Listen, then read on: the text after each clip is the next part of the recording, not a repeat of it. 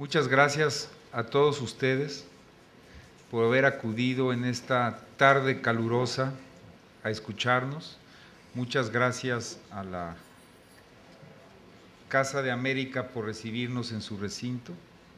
Esta mesa redonda se inscribe en un proyecto dirigido por el doctor Antolín Sánchez Cuervo, y esta mesa le hemos puesto el nombre Los exilios en América Latina, memorias críticas y nuevas ciudadanías.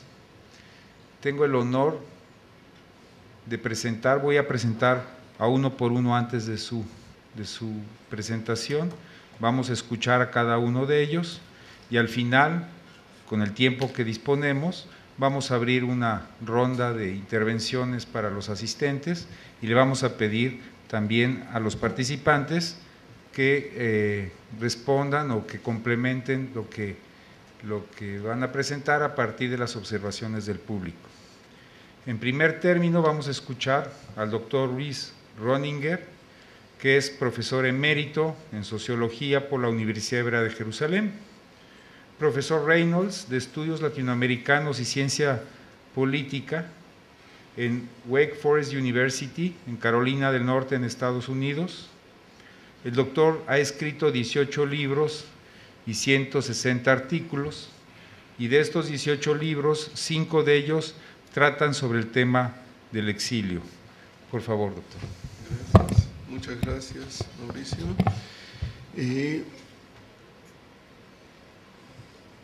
Empezaré diciendo que en una democracia perfecta no debería haber destierro y exilio. Y aún en la actualidad, bajo democracias en América Latina, sigue habiendo destierro y exilio, no en la magnitud que conocimos en la Guerra Fría, en los años 60, 70 y 80, pero periodistas que osan criticar a distinguidos personajes de la vida pública, la administración pública, pueden verse en la opción de sufrir persecuciones o optar por el exilio. Así le ha sucedido, por ejemplo, a una periodista chilena de nombre Alejandra Matus, que osó escribir algo muy crítico sobre el presidente de la Suprema Corte de Justicia en Chile y se vio obligada a irse de Chile hacia Argentina y luego recibió asilo político en Estados Unidos hasta que cambió la ley de libertad de prensa en Chile y pudo retornar entonces a su patria. Lo mismo le sucedió a un peruano de nombre Ifcher, que conducía un canal, Canal 2, en Perú, y que hizo una serie de notas críticas sobre corrupción de políticos y eventualmente tuvo que tomar el camino del exilio, le quitaron la red de telecomunicaciones. Otra evidencia de que actualmente bajo democracia sigue habiendo destierro y exilio político es que se han generado diásporas de peruanos en distintos países y especialmente de venezolanos que bajo el régimen polarizado que surgió en Venezuela se vieron en peligro de sufrir harassment, de ser perseguidos, y eventualmente se duplicó el número de la diáspora venezolana en Estados Unidos en los años 2000, pasó de ser de 90.000 a más de 170.000 y eventualmente sigue creciendo. Y basta abrir los diarios para ver que existen perseguidos políticos aún bajo democracia. Y eso lleva a reflexionar que nuestra actitud hacia el exilio como producto de sistemas autoritarios y el derecho de asilo como producto de sistemas democráticos es demasiado superficial. Existen democracias que expulsan, no tanto como regímenes autoritarios, pero siguen expulsando, y también sistemas autoritarios otorgan asilo. Y voy a nombrar algo de la historia de América Latina que tal vez ustedes conocen, que el señor Trujillo fue uno de los únicos gobernantes que a fines de los años 30, en el año 38, aceptó recibir a refugiados judíos de Alemania y del Anschluss de Austria que buscaban lugares de refugio. Y se realizó una conferencia, la conferencia de Evian, donde múltiples países se les pidió que recibieran a los refugiados. Es decir, el hecho que eventualmente el régimen nazi condujo al exterminio fue producto también de la falta de voluntad de muchos países, algunos de ellos democráticos, de aceptar a refugiados judíos. La malignidad de los nazis no se explica por eso, pero hubo una fase previa donde se buscaban lugares de refugio. Y entre los pocos lugares de refugio surgió la República Dominicana, donde Trujillo ofreció recibir a 100.000 refugiados. Eventualmente llegaron solo 800. Hay libros que elaboran en detalle lo que sucedió, y a empezar la guerra se tenía miedo que hubiera quintas columnas de nazis que llegaran a las Américas, y eso es parte de lo que mermó el número de refugiados. Pero traigo el caso, puesto que Trujillo, para limpiar su imagen, había matado a algunas decenas de miles de haitianos que estaban en la República Dominicana, lindando con Haití, y para limpiar su imagen internacional aceptaba a los refugiados. Después de un par de años se vanaglorió que él había elaborado una doctrina de derechos humanos. Es decir, vean ustedes las paradojas de la realidad y cómo se manipulan las imágenes. Pero el punto clave es que una democracia no debería tener destierro. A lo largo de la historia de América Latina, desde la época colonial, ha existido el destierro como un mecanismo institucionalizado de exclusión. No solo exclusión política, pero especialmente exclusión política y regulación de esferas públicas. No es algo aleatorio. Y ya el historiador argentino Félix Luna, tratando de explicar las opciones que existían en el siglo XIX para aquellos que se oponían a Juan Manuel de Rosas, el así llamado restaurador de las leyes en la provincia de Buenos Aires, en la actual Argentina. Félix Luna, el historiador, dijo: las opciones son tres. Son encierro, destierro o entierro. Y eso lo encontramos no solo en Argentina. Otro historiador, tratando de describir a quienes se oponían a un dictador de Honduras en los años 30, usa las mismas palabras. Es decir, hay una continuidad en el uso del destierro y el exilio político con múltiples variantes, múltiples términos, pero algo fundamental en cómo se hace política en América Latina. No pretendo decir que destierro es privativo de América Latina. Ha existido desde tiempos inmemoriales. El libro de Génesis se inicia con un destierro, el de Adán y Eva, y en todas las culturas ha existido, pero existen variantes, y lo que he hecho con colegas y estamos discutiendo es la especificidad de distintos contextos históricos y políticos para explicar cómo se va modelando esta forma de hacer política y de regular la posibilidad de expresarse públicamente a través de los tiempos. Y me voy a referir específicamente sobre América Latina. El segundo punto es que en el destierro los exiliados no pueden hacer lo que la mayoría de la gente, la mayoría de nosotros viviendo en un lugar fijo puede hacer. Y es no cuestionarse. Al salir del exilio se produce un cuestionamiento, se produce una reflexividad. Y eso lleva a cuestionar aún la identidad colectiva. ¿Por qué? Porque vivimos, a partir de fines del siglo XVII se fueron conformando lo que hoy conocemos como con el término de Estados-naciones.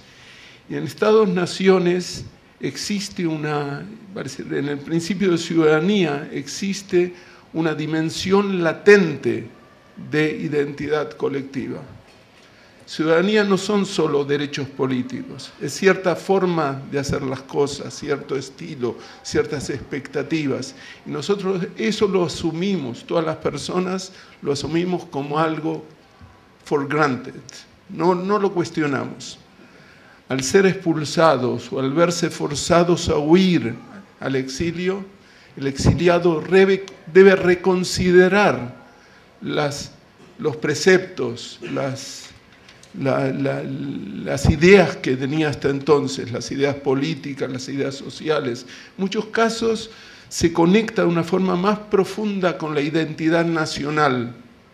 Muchos exiliados disputan si los que quedaron en el poder son los verdaderos representantes del alma nacional. Ellos pretenden representar al alma nacional, pero existe una disociación, una disyuntiva entre los derechos de ciudadanía y la pertenencia a una nación. Y se crean estas diásporas de exiliados. Exiliados que al volver, al menos parte de ellos, pueden traer nuevas ideas, nuevas visiones, nuevas contribuciones, nuevas formas de crear instituciones, de organizar la vida pública, de crear la educación superior, de relacionarse con las redes con las cuales estuvieron en contacto una vez en el exterior. Vale decir, el exilio se ha transformado a lo largo de la historia de América Latina en una fuente de renovación institucional.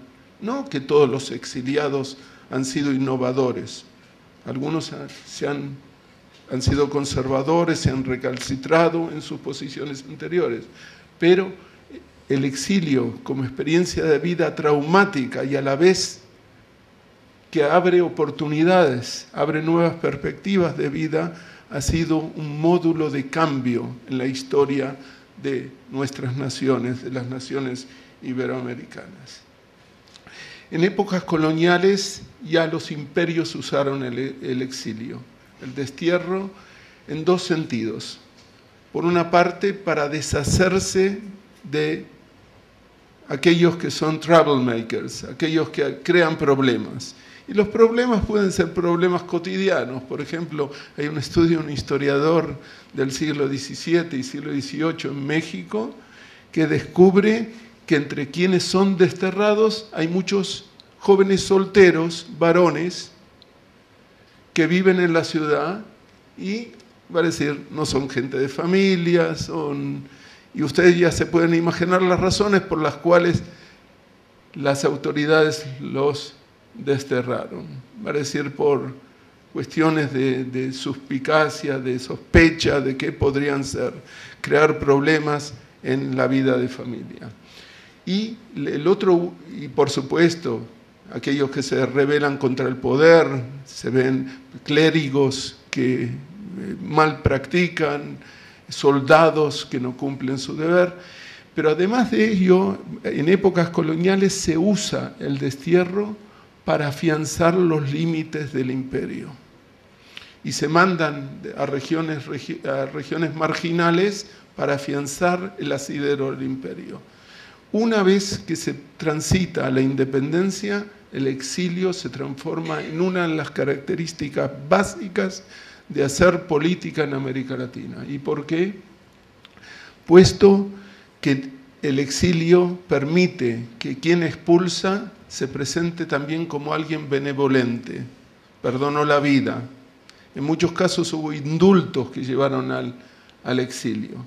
Y se indultaba, puesto que dentro de la élite, si se llevaba a cabo una política de terminar con el adversario, de matar al adversario, eso podría crear un círculo de retaliación, de venganza, que eventualmente podría llevar a la destrucción de toda una clase política. Y eso, como saben ustedes, sucedió en Haití, y eso, como saben ustedes, desde el comienzo de la colonización española y portuguesa en las Américas, pudo llevar a desangrar a una clase dominante. Recuerden ustedes el caso de Pizarro y Diego de Almagro, cuyas facciones se destruyen mutuamente. Y esto es importante, puesto que en la historia de las transiciones en la independencia las clases gobernantes lo entendieron. En lugar de desangrarse en un ciclo de violencia y venganza mutua, es mejor echar al adversario. Eventualmente el adversario puede volver. Bolívar le permite a Santander, su vicepresidente, salir al exilio, aun cuando lo odiaba a muerte, pero no lo mata. Y una vez que Bolívar fallece en 1830, Santander vuelve como el presidente de Colombia. Va a ser ese proceso de renovación de élites, sin cambiar la estructura del poder, está en la base del uso y abuso del exilio político en América Latina. Esto es importante concebir que hay un elemento de clase detrás de la consolidación del exilio político. A Tupac Amaru, a Galán en la Nueva Granada, a Tiradentes en la Inconfidencia Mineira de 1792 en Brasil, sí, no se les perdona la vida, no se los manda al exilio, se los ajusticia, mientras que a otros rebeldes de clase superior se les permite salir al exilio.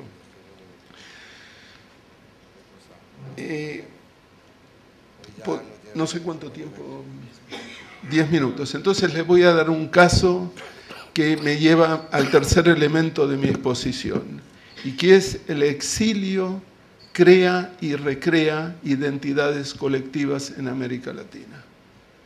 Les voy a dar un ejemplo histórico para hacerlo más concreto. Podría hablar en términos teóricos, pero prefiero compartir este ejemplo porque entonces verán claramente cómo surgen las identidades nacionales en América Latina. Y es el ejemplo de los hermanos Carrera. Los hermanos Carrera, y especialmente José Miguel, eran los líderes de la República Vieja en Chile. La Capitanía General de Chile transitó a partir de 1811 hacia la independencia. Y en los primeros años, hasta 1814, hubo una república que se conoce popularmente como la República Vieja. Ahora sucedió que esta república no logró mantenerse en el poder, los realistas tomaron el poder nuevamente y los hermanos Carrera se vieron obligados a transitar, a cruzar la cordillera de los Andes y encontrar refugio en Cuyo. Cuyo es la zona de Argentina hoy que comprende 3 provincias, Mendoza, San Juan y San Luis. Pero Cuyo había pertenecido a la Capitanía de Chile hasta bien tarde, solo una generación, media generación antes de lo que conocemos hoy como la independencia. Era parte de la Capitanía de Chile.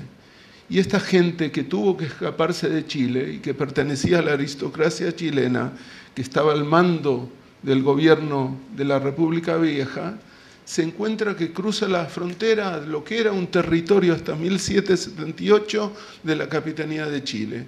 Y ellos son de la gran aristocracia, llegan a Cuyo y esperan que los reciban con los brazos abiertos. Ellos son la crème de la sociedad chilena, pero en Cuyo está un representante del emergente gobierno de Buenos Aires, que en 1810 inicia este proceso de autonomía que va a llevar eventualmente a la independencia. El representante del gobierno de Buenos Aires es alguien a quien ustedes conocen, José de San Martín. José de San Martín gobierna Cuyo. José de San Martín, como saben, y el revisionismo histórico lo ha descubierto, no viene de una clase alta. Los Carrera esperan que les rindan pleitesía. José de San Martín considera que él está al mando. Y este encontronazo de personalidades, de clases sociales, lleva a que José de San Martín desconfíe de los Carrera, puesto que José de San Martín es amigo también de O'Higgins, que va surgiendo en el poder en Chile, y los Carrera se oponen a O'Higgins. Eventualmente hay una hay un intento de parte de los Carrera, 4 hermanos, de rebelarse contra O'Higgins. 2 de los hermanos son puestos en prisión. Los otros hermanos tratan de liberarlos. Una vez que esto falla, no solo se encuentran en prisión esperando un juicio para ser trasladados a Brasil, a un lugar remoto donde no puedan molestar a la política chilena, sino que se encuentran ante un juicio por traición. Y la decisión de quienes lo juzgan es de pasarlos a muerte, es decir, de darles la pena de muerte. Y esto, para sorpresa de los otros hermanos y de los mismos Carrera, puesto que hasta ese momento la pena de muerte no era considerada como una solución al problema del faccionalismo y de las guerras civiles, sino era considerada parte del problema. Es decir, matar a un adversario no solucionaría el problema del faccionalismo y la guerra civil, sino lo acentuaría. Y en ese sentido, para su sorpresa, reciben la pena de muerte. El hermano que queda en vida y la hermana Javiera siguen luchando y se crea un círculo de violencia hasta que finalmente en 1821, por una década, del 14 hasta el 21, son 7 años. 7 años de luchas intestinas por el poder en Chile, pero con el trasfondo de estas identidades, donde los Carrera descubren en Cuyo que hay otra identidad, una identidad emergente, más allá de la cordillera, algo que no se esperaba. Y este es un ejemplo concreto que les he dado, pero que se repite innumerables veces en América Latina. El exilio ayuda, es un mecanismo que también lleva a recrear las identidades de América Latina. Y mencioné en el seminario que nos ha aunado agentes del CSIC aquí en España y a la UNAM de México y de la Universidad Hebrea de Jerusalén. Mencioné ya en nuestras discusiones el caso de Uruguay. La identidad emergente de Uruguay, un país que, de acuerdo a las explicaciones, ha sido creado por Inglaterra, pero eso no es verdad, porque surgieron las identidades. Y parte de las identidades que han surgido en Uruguay están relacionadas con un exilio. Artigas, el prócer de la emergente identidad uruguaya, llevó a 4.000 hombres que lo seguían, soldados, y a 4.000 civiles a cruzar el río y escapar la represión que se venía tanto de parte de lo que hoy es Brasil y de parte de lo que hoy es Argentina, y ahí cruzando la frontera y jugando naipes y escribiendo poemas, se fue construyendo un sentido de identidad oriental, un sentido de la banda oriental del Uruguay. Eventualmente se construirá un país, pero la identidad surgió a partir de un exilio que se conoce en la historia uruguaya como la redota, una expresión de un cambio, transliteración de la derrota, porque la identidad uruguaya partió junto con Artigas de una derrota. Entonces, para resumir, el exilio ha sido parte integral de cómo se hace política en América Latina desde tiempos inmemoriales. Hubiera podido ir atrás a los incas, que también desterraban. Durante la época colonial, en la transición a la independencia, durante el siglo XIX, en el siglo XX y aún a principios del siglo XXI, sigue siendo un aspecto de la política y de la regulación de las esferas públicas en América Latina. Por otra parte, bajo democracia, y este ha sido mi segundo punto, sigue habiendo destierro. Y una democracia donde se respete los derechos civiles y políticos, donde haya tolerancia a las ideas a distintas ideas, a la diversidad de ideas que existe en toda sociedad. En una sociedad así no debería haber destierro y exilio político.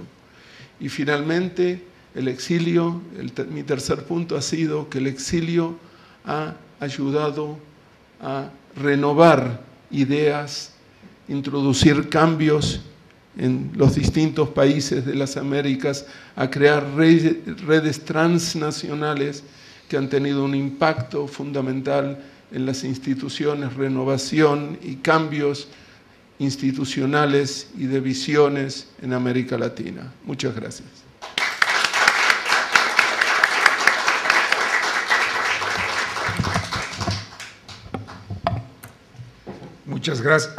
Muchas gracias al doctor Luis Ronniger por su excelente presentación. Vamos a continuar, vamos a escuchar al doctor Leonardo Seckman, quien es profesor del Departamento de Estudios Españoles y Latinoamericanos. Es también investigador del Instituto Truman y el Centro Internacional para la Enseñanza Universitaria de la Civilización Judaica Española en Historia e Inmigración de los Refugiados Exiliados en Argentina, todos estos centros de la Universidad Hebrea de Jerusalén. Por favor. Gracias. También quiero agradecer al doctor Sánchez Cuervo que nos convocó a esta magnífica institución Casa de América para esta tarde dialogar, conversar con ustedes acerca de un tema que nos es muy caro desde el punto de vista intelectual y humano. Me refiero a América Latina, los exilios en América Latina, memorias, críticas y nuevas ciudadanías. Yo quiero recordar primero que América Latina ha sido, para la imagen de España y de Italia y de los países europeos, una tierra de promisión, el Nuevo Mundo. El Nuevo Mundo no solamente para comenzar una nueva vida a través de la colonización española y portuguesa, sino también para aquellos refugiados, aquellos exilados, aquellos desterrados, aquellos que tuvieron la necesidad de escapar a injusticias sociales y políticas mucho tiempo antes del exilio español o de los exilados y refugiados antifascistas italianos.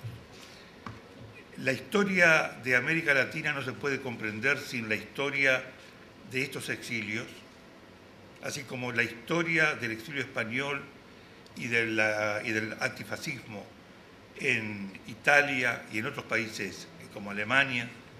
No se puede comprender sin la interacción, sin la, reciprocidad del capítulo latinoamericano de estos países, de estas naciones. Yo personalmente me he dedicado a estudiar los refugios, América Latina como refugio de exilados y refugiados de la Segunda Guerra Mundial.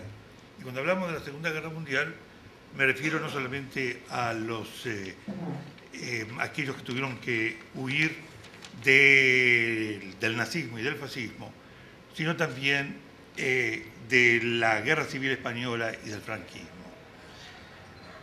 Digo esto porque es importante señalar la necesidad de estudiarlo a estos temas no como algo independiente de España o de Italia, de Alemania o de cada uno de los países latinoamericanos, especialmente México, Argentina, Brasil, sino que debería hacerse un estudio, yo diría, transnacional del exilio, porque si hay algo que caracterizó desde el principio a los exilados y refugiados, es hablar dos idiomas, dos culturas, pertenecer a dos calendarios, sentirse parte de una familia que no está solamente en un solo lugar, sino por lo menos en dos lugares.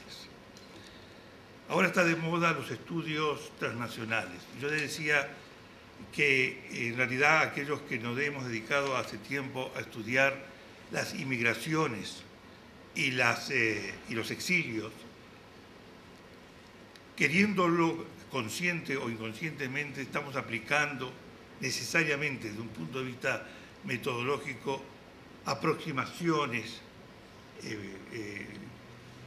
transnacionales. ¿Qué le hace o qué le provoca el exilio a los exilados y desterrados? Es una pregunta fundamental, pero no menos fundamental es qué le produce a la nación y sociedad que recibió a ese exilado el exilio o el refugio de estos exilados y refugiados. Y la tercera pregunta fundamental es qué le produce a esta sociedad y a estos estados cuando este exilado y este refugiado retorna, o como se dice en Montevideo, se ejecuta o se produce el desexilio. Esas son preguntas que a mí personalmente me parecen fundamentales para poder abordar el tema exilios en América Latina, memorias críticas y nuevas ciudadanías. Y yo voy a dedicarme, en el poco tiempo que tengo, a abordar esta segunda parte de la oración. Memorias críticas y nuevas ciudadanías que respondan a estas tres preguntas básicas que me parece que son fundamentales y que, sobre todo hablando en España, donde produjo uno de los exilios más importantes en América Latina, son preguntas que todavía no todas se han contestado, o por lo menos están respondiendo tanto desde el punto de vista de la historia del exilio intelectual como de la historia del exilio político. La memoria es uno de los primeros temas que aparece como un asunto al principio privado del desterrado, del exilado, y conocemos a numerosísimos casos, sobre todo en la historia del exilio intelectual, de memorias privadas y casi yo diría desconectadas. Pero nos interesa cuando esta memoria privada del desterrado, del exilado, se transforma en un tema público, en una memoria pública, que no solamente atañe a su persona y a su familia y a sus seres queridos, sino al Estado y al Estado y sociedad de quien lo desterró o lo exiló, tanto como a la sociedad y al Estado que lo recibió y lo cobijó, y del cual pudo haber sido también naturalizado como ciudadano, como un nuevo ciudadano. Por eso hablamos aquí de la América Latina, cuestiones de ciudadanía y de memoria. La otra cuestión fundamental que aparece en la sociedad, en los estudios del exilio en países como Argentina o México, es la mirada hacia el pasado y la disputa sobre el pasado de esos exilados. De qué manera estos exilados empiezan a escribir y a imaginarse de España, de Italia, de Alemania, una historia totalmente distinta y una imagen completamente distinta a la canónica, a la imagen canónica oficial. ¿De qué manera elaboran una nueva concepción de la hispanidad? ¿O de qué manera entienden das andere Deutschland, la otra Alemania, en el caso de los exilados alemanes? O los italianos, antifascistas, cuando descubren fuera de Italia una manera distinta de entender la cultura, la política y la identidad italiana. Y ese es otro tema que me parece que en América Latina se transformó en una especie de laboratorio muy rico para estudiar no solamente las imágenes y figuraciones de lo que se entendía por la nación, la cultura y la lengua de los españoles o de los italianos o de los alemanes, sino también los aspectos morales hacia ese pasado, los juicios morales que emitían algunos de estos exilados. Yo creo que estos son temas que hasta el día de hoy están siendo analizados y estudiados, porque existen exilios cuyas tierras de expulsión y estados expulsores pasaron por juicios tipo Nuremberg, o juicios como el que se hizo para el caso del genocidio judío, la Shoah, el Holocausto, cuyos refugiados también llegaron a América Latina. Pero hay otros juicios, hay otros exilios cuya invisibilidad todavía es grande, la invisibilidad del horror y de las causas que provocaron que la gente se exilie, no de Europa a América Latina, sino de la misma América Latina a otros países latinoamericanos, o de países latinoamericanos como Argentina, Chile, Uruguay, a países europeos como por ejemplo España. Y las razones de esa visibilidad no están del todo visibles. Y esto lo demuestra precisamente un estudio y un abordaje de carácter histórico, cultural y también antropológico de lo que es el exilio. Nosotros escuchamos casi siempre que el exilio puede ayudarnos a entender mejor la política y las maneras de relacionarse con la sociedad expulsora y receptora. Pero hay dimensiones que no son solamente políticas. Yo les señalé antes las dimensiones nacionales, las imágenes de la nación. Pero yo creo que aquí hay un tema que tiene que ver con la justicia, hacer justicia. Y el testigo, uno de los testigos fundamentales que puede ayudarnos a colaborar en esa tarea de justicia, de verdad y justicia, son justamente los exiliados y refugiados retornados, que en el caso argentino, por ejemplo, están ayudando a lo que se llama memoria abierta. La memoria abierta como una manera de no solamente no olvidar la represión y la violación de los derechos humanos en la época del terrorismo de Estado argentino, sino no olvidar en la época de la democracia misma, en las transiciones democráticas, que en algunos casos se apuran por querer hacer o tender un manto de olvido, o si no, una apurada políticas de appeasement, que se dice en inglés, sería ¿cómo se llama appeasement? Apaciguamiento. ¿Cómo? Sí, no, pero hay otra palabra mucho más española, ya me va a salir, que sería algo así como querer no remover ese pasado tan terrible, algo de amnistía, sí, algo que tiene que ver con amnistía. Ustedes me entienden, es decir, hay un apuro por querer dejar en un estado así de no remover las cosas de un pasado terrible que provocaron que miles de personas hayan desaparecido y también miles de personas hayan tenido que emigrar. El estudio de la emigración, entonces, también, del exilio, también ayuda, entonces, a un deber de memoria, lo que nosotros llamamos deber de memoria. Deber de memoria no solamente para no olvidar, sino deber para hacer justicia.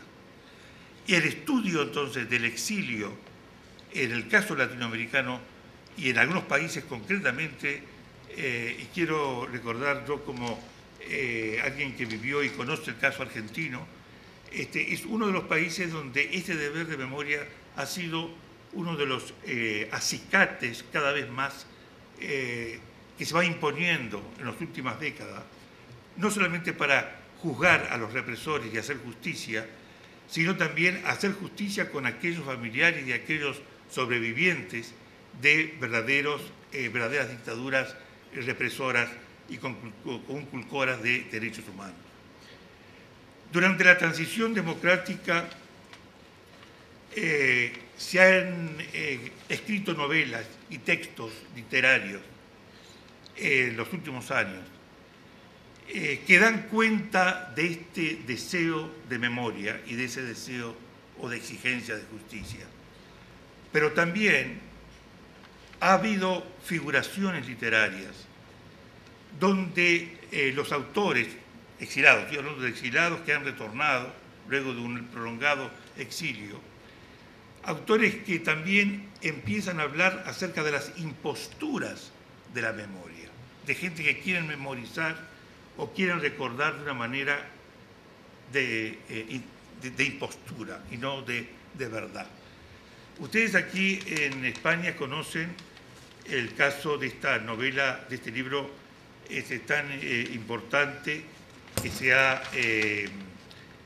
publicado hace poco y que justamente Reyes Mate nos contaba en nuestro seminario, El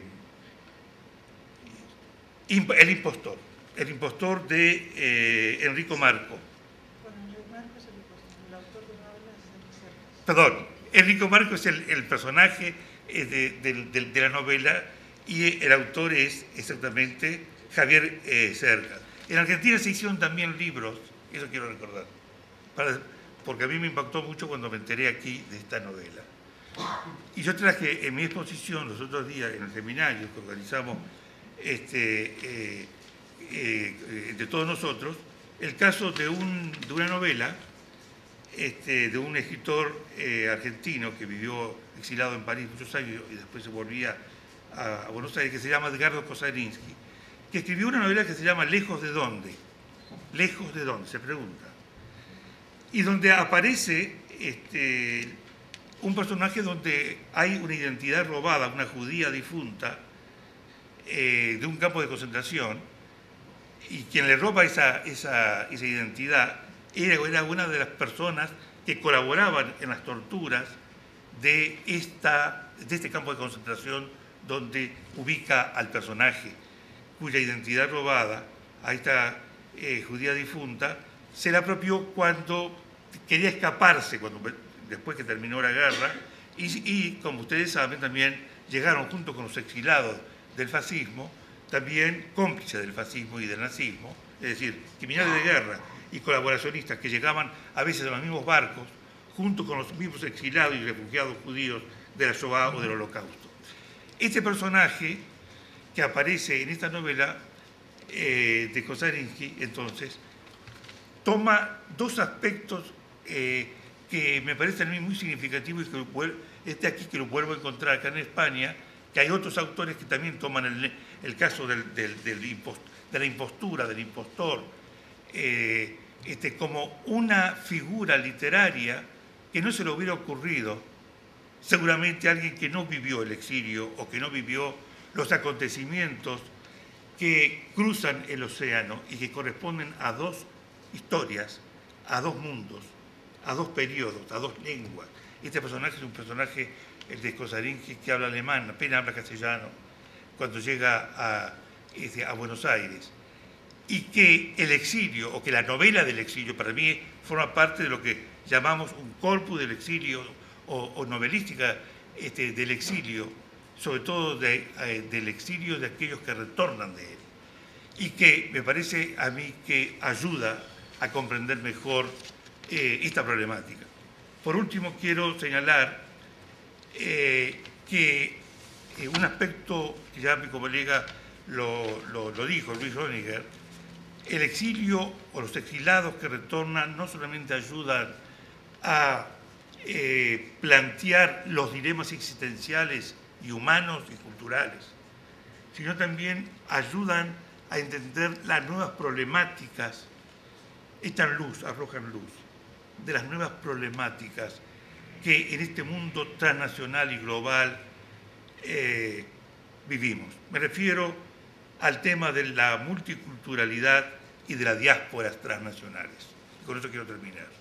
¿Qué significa diásporas transnacionales? No todos los exilados retornan del todo, y no todos los exilados que retornan de su exilio logran insertarse en la tierra natal, en la patria de la cual fueron expulsados, o en la tierra natal, o la patria, o la cultura de la cual formaron parte.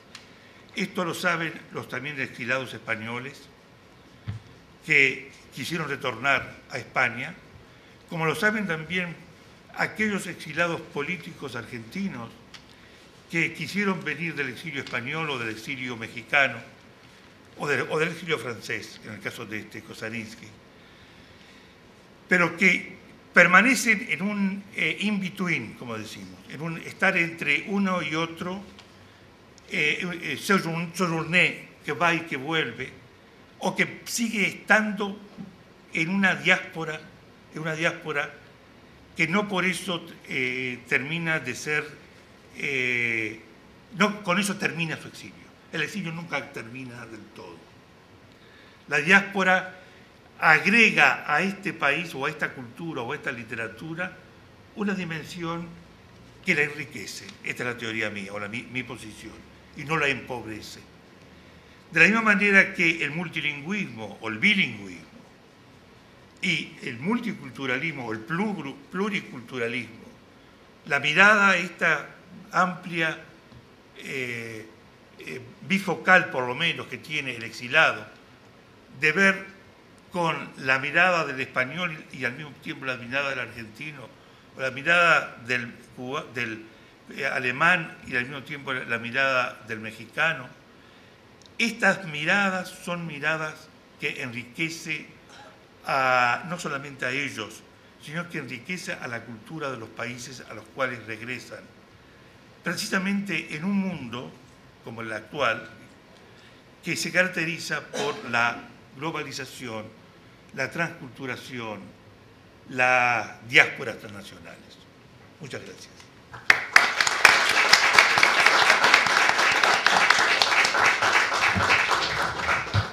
Muchísimas gracias al doctor Seckman por su tan interesante presentación. Ahora vamos a cerrar con broche de oro y vamos a escuchar las palabras de la doctora Graciela Feinstein, investigadora titular del Instituto de Filosofía del Consejo Superior de Investigaciones Científicas y miembro activo desde hace muchísimos años del Seminario de Filosofía después del Holocausto, dirigido entonces por el doctor Manuel Reyes Mate. Muchas gracias. Gracias. Bueno, muchas gracias y buenas tardes. Bueno, quería empezar por decir que cuando aquí el organizador de todas estas actividades casi maratonianas que llevamos con el tema del exilio, Antolín Sánchez Cuervo, prácticamente me obligó, porque bueno, no es cierto. ¿Dónde están los derechos humanos? Bueno, me invitó a participar de esta mesa redonda sobre el tema del exilio.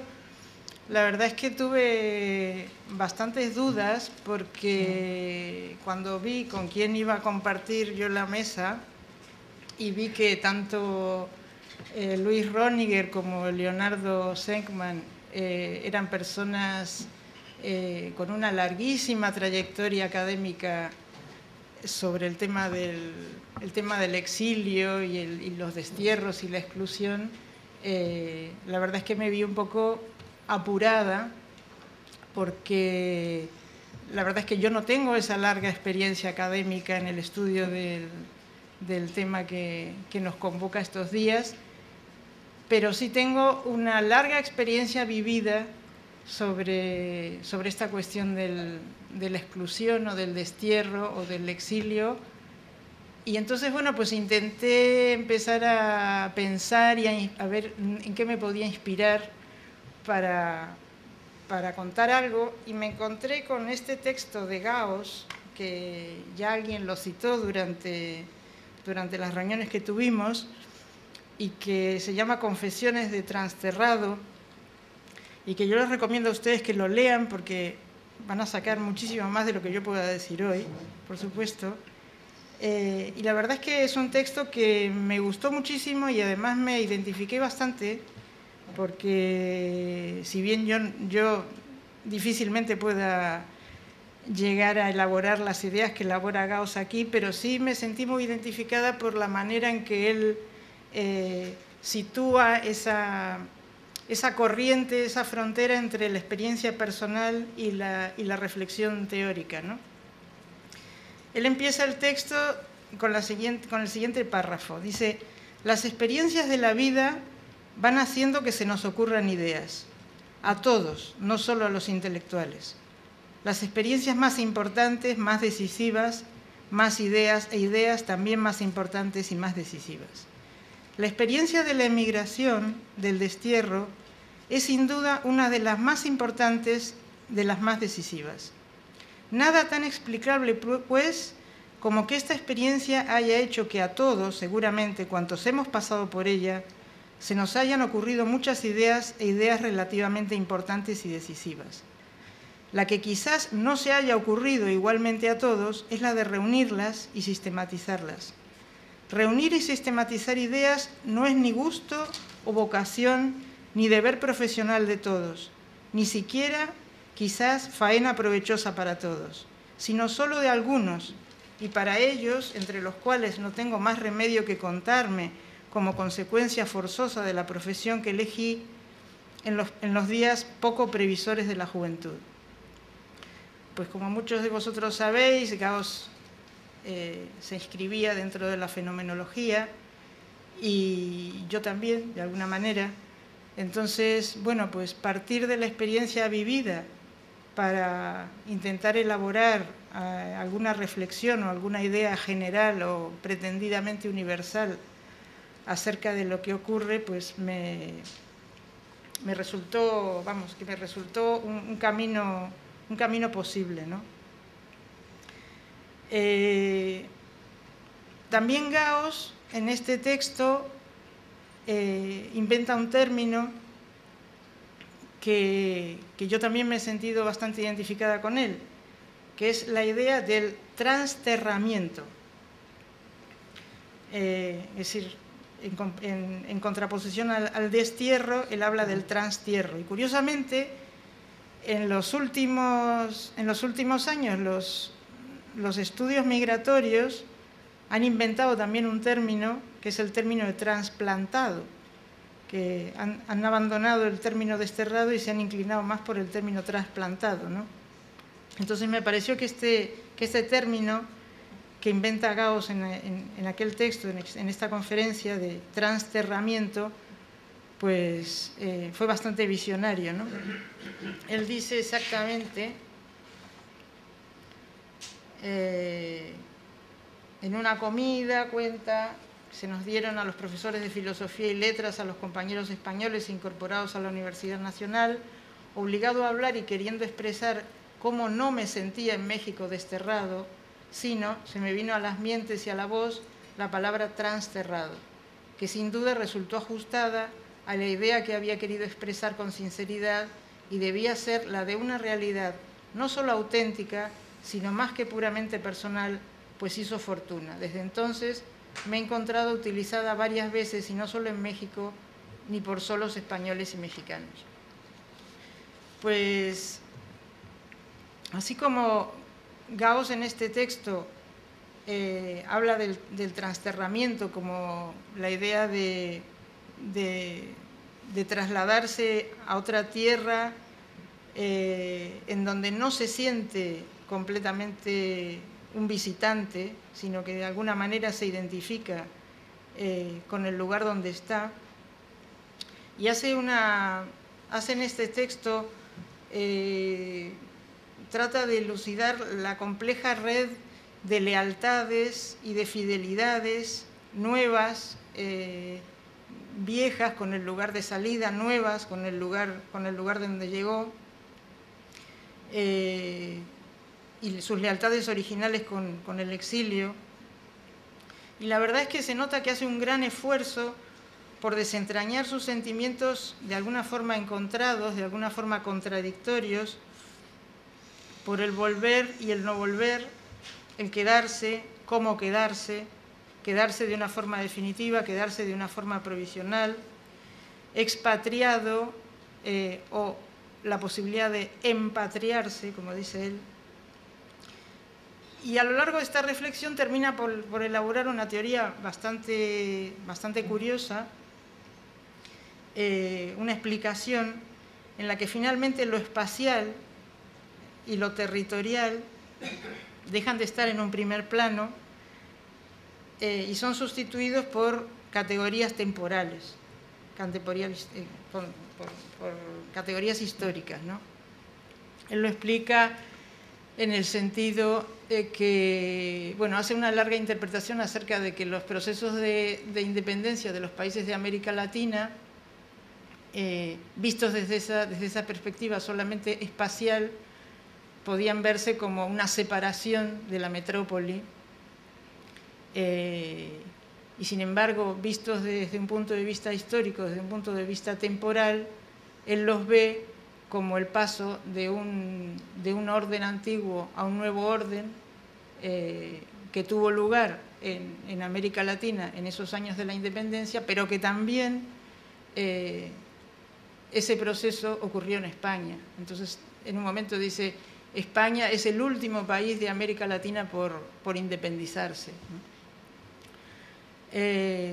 Esta reflexión de Gauss me hizo recordar a mí, y me refiero a esta reflexión acerca de que el espacio, la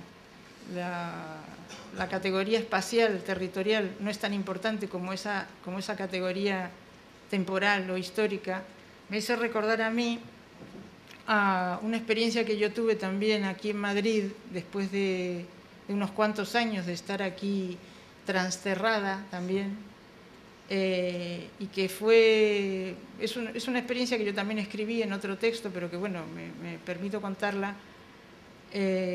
Asistí a un concierto en la Facultad de Filosofía de aquí de Madrid, donde yo había estudiado. Era un concierto de música clásica o música, sí, en general música clásica, hecho por gente muy joven, aficionados, exalumnos de la facultad.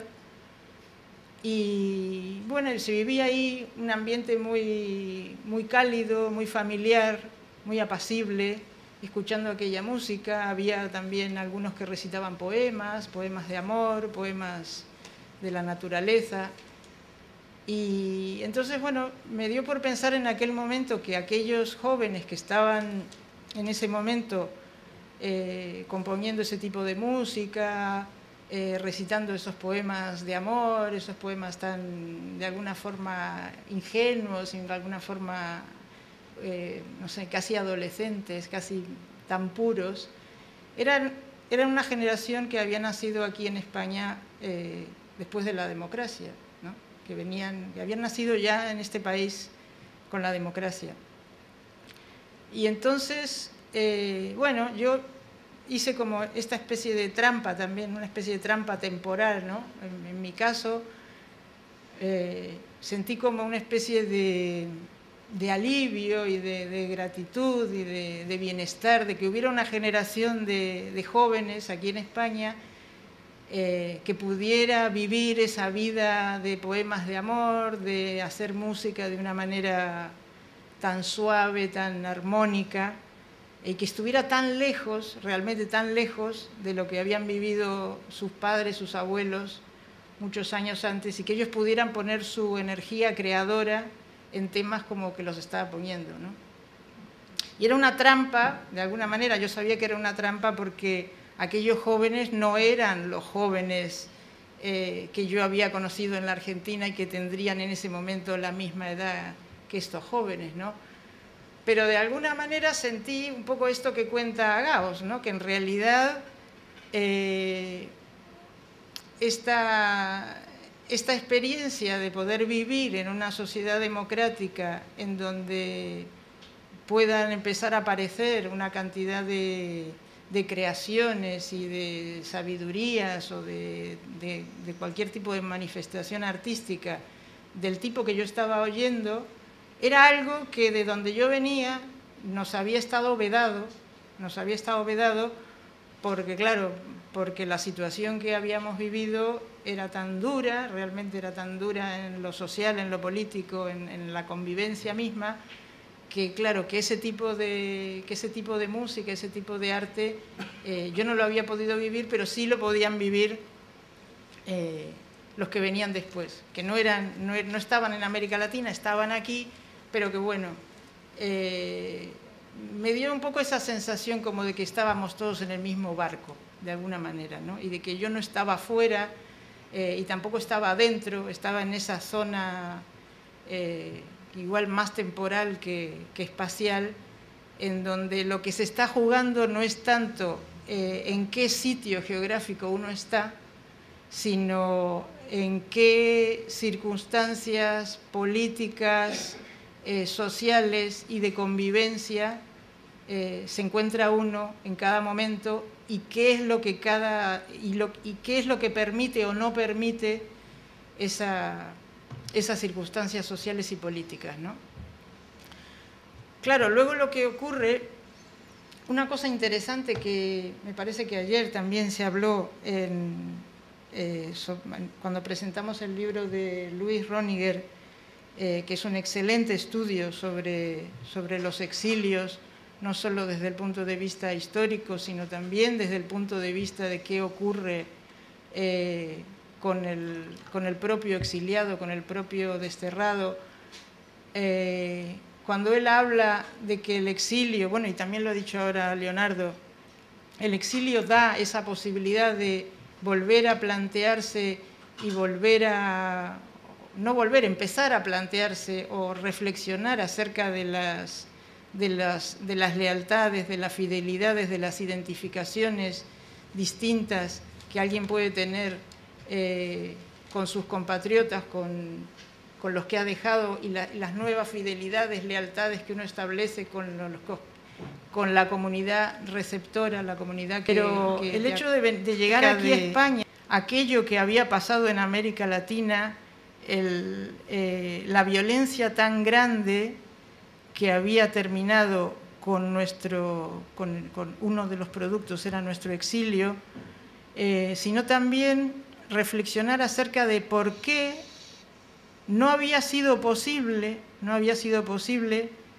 ni en Argentina, ni en Chile, ni en Uruguay, para remitirnos nada más que a América del Sur, no había sido posible reconstruir unos lazos y una convivencia en donde una democracia, algún tipo de democracia, fuera posible. Y entonces el hecho de vivir aquí este despertar democrático y de la manera en que se hizo, con sus luces y sus sombras, nos dio a nosotros la posibilidad de replantearnos todo lo que habíamos vivido y lo que de alguna manera no habíamos podido vivir, ni íbamos a poder vivir muchos años más adelante, ¿no? Entonces, en ese sentido, sí me parece a mí que la posibilidad del exilio es un enriquecimiento por lo menos desde el punto de vista del exiliado, porque le permite tomar distancia y en base a la posición que ocupa y a lo que puede asimilar de la situación que vive en el país de asilo, le puede hacer tener una perspectiva igual un poco diferente de la que podría haber tenido si se hubiera quedado en el lugar que lo expulsó. Lo problemático en estos casos, me parece a mí, o por lo menos lo fue para mí y para algunos de nosotros, es luego el choque, ¿no? El choque que existe cuando uno, con esta reflexión acerca de lo que ha llevado ese exilio y de las imposibilidades de convivencia, cuando se vuelve al lugar de donde uno se ha ido, hay un choque muy grande, porque efectivamente, y ahí estoy de acuerdo también con lo que plantea Luis en su libro, esos lazos, esas lealtades, esas obligaciones de alguna forma del Estado con el ciudadano, que en el exilio se han roto completamente, en la persona que se ha quedado, que se ha quedado viviendo en el lugar donde el conflicto ha estallado, esos lazos esos contratos, esos lazos de lealtad y esas obligaciones son un hábito y uno los da por hecho. Y en cambio el exiliado no los ha dado por hecho. Y entonces al volver se produce un gran choque entre la perspectiva del que se ha quedado y la perspectiva del que se ha ido y vuelve. Un ejemplo que yo puedo dar de esto para que os hagáis una idea de a qué me estoy refiriendo es, por ejemplo, en el año 1982, como sabéis, estalló en Argentina lo que se llamó la Guerra de las Malvinas. Yo en ese momento estaba allí, llevaba allí un poco más de un año, y me di cuenta, curiosamente, que la perspectiva que yo tenía, la manera que yo tenía de ver aquella locura de guerra, era una perspectiva que yo había adquirido aquí, en donde, claro, verdaderamente que una república como la Argentina le declarara la guerra a una potencia como Inglaterra, además aliada con los Estados Unidos en aquel momento, claro, viniendo desde aquí, de haber vivido los años de la transición democrática aquí en España, resultaba verdaderamente algo, no sé, verdaderamente delirante, ¿no? Y sin embargo, yo tuve y otros tuvimos oportunidad de comprobar cómo después de varios días de mucha presión mediática, es verdad, pero bueno, lo cierto es que prácticamente la comunidad argentina, pasando desde la extrema derecha hasta la extrema izquierda, se enrolaron de una forma patriótica y casi fanática en esta posibilidad de guerra, ¿no? Y claro, resultaba verdaderamente curioso cómo algo que a mí y a otros nos resultaba verdaderamente ridículo, por decirlo de alguna manera, más allá de los sufrimientos que iba a traer, por supuesto, un nuevo enfrentamiento, aunque fuera militar, para la ciudadanía, resultaba muy chocante verdaderamente el distinto tipo de perspectivas, ¿no?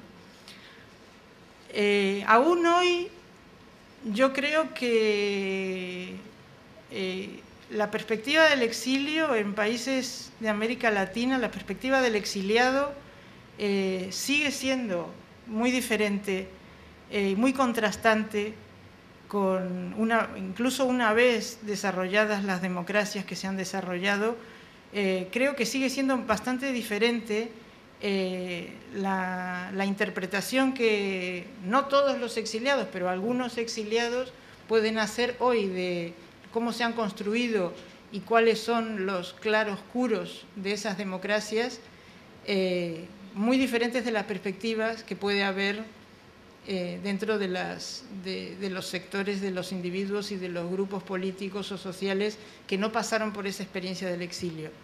Y yo sigo creyendo que el exilio es muy poco oído en América Latina, que a pesar de los esfuerzos de memoria y de un trabajo de memoria muy importante que se ha hecho, por ejemplo, en Argentina, y, en fin, todos los relatos que se han hecho y las comisiones de la verdad y los juicios a los militares, a pesar de que se ha hecho un esfuerzo de memoria muy importante, a mí me parece que desde la perspectiva del exilio sí es posible ver que esos relatos siguen siendo parciales, están sujetos muchas veces a clichés, en donde la figura de la víctima es única y exclusivamente la del desaparecido, por ejemplo, y donde no contar con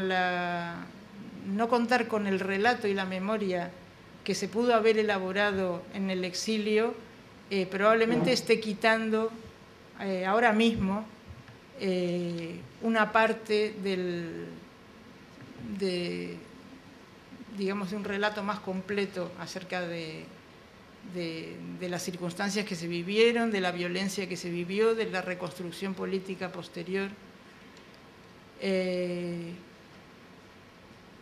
Bueno, pues no sé, no tengo tampoco mucho más que contar. Pues mira, Además ya con una gran estamos en el... puntualidad. Estamos en el Exacto. pues nada, muchas gracias.